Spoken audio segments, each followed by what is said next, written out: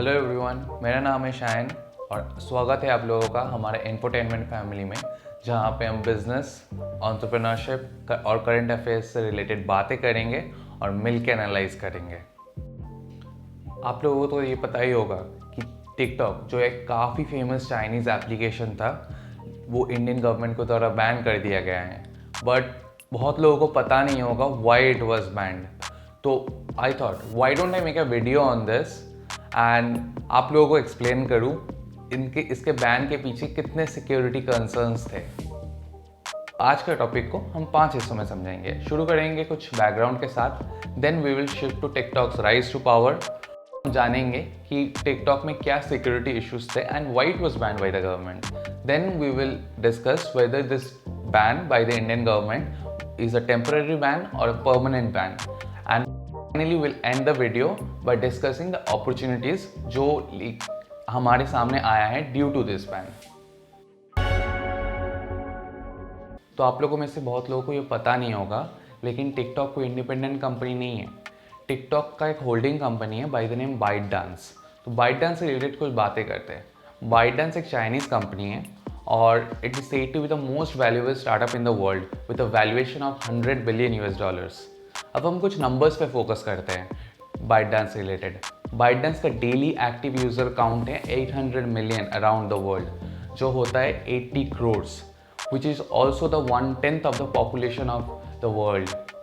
अब हम कुछ उनके रेवेन्यू के बारे में बात करते हैं। उनका सिर्फ 2019 का रेवेन्यू था 140 बिलियन चाइनीज येन और 20 बिलियन डॉलर्स, जो इंडियन करेंसी में हम कन्वर्ट करेंगे तो होता है 150,000 करोर्स, जो बहुत देशों का जीडीपी भी नहीं होता है।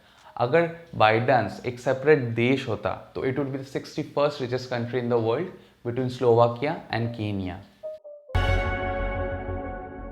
बाइटडांस का कोर प्रोडक्ट टिकटॉक नहीं था। It was an app by the name Toutiao, जो एक चाइना में न्यूज़ रिकमेंडेशन ऐप का काम करता है।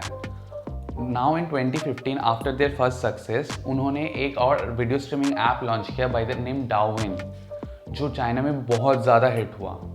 तो ग्लोबल डोमिनेशन को दिमाग में रखते हुए in 2016 they rebranded it by the name TikTok and launched it globally.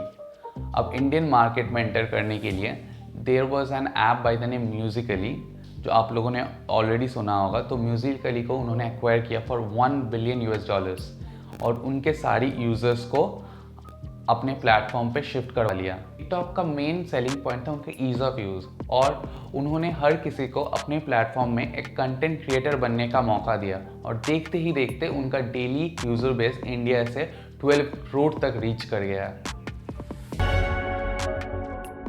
TikTok का सबसे बड़ा प्रॉब्लम यही है कि it is backed by a Chinese company and there is a rule in China कि अगर चाइनीज़ गवर्नमेंट कोई भी चाइनीज़ कंपनी से कोई डेटा मांगता है, they can't refuse to it.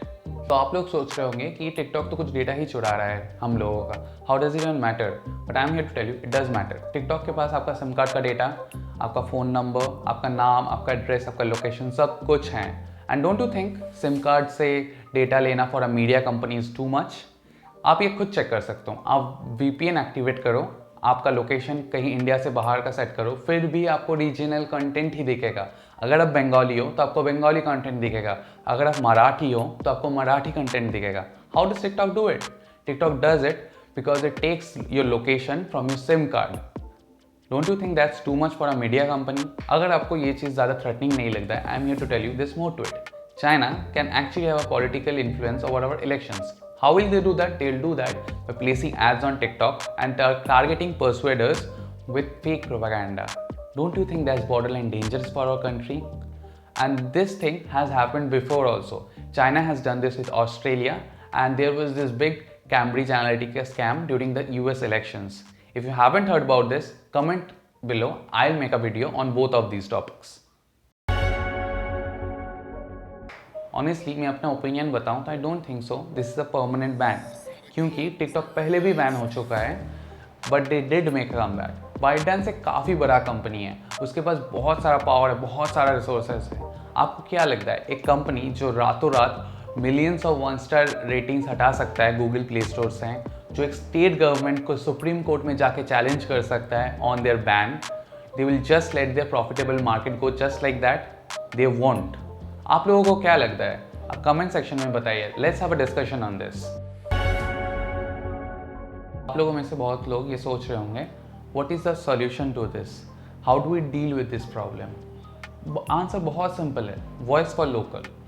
Y don't you guys start your own streaming platform? आप लोगों में से बहुत लोगों को कोडिंग भी आता होगा। No, I am not talking about the rip offs of TikTok जो मार्केट में है अभी।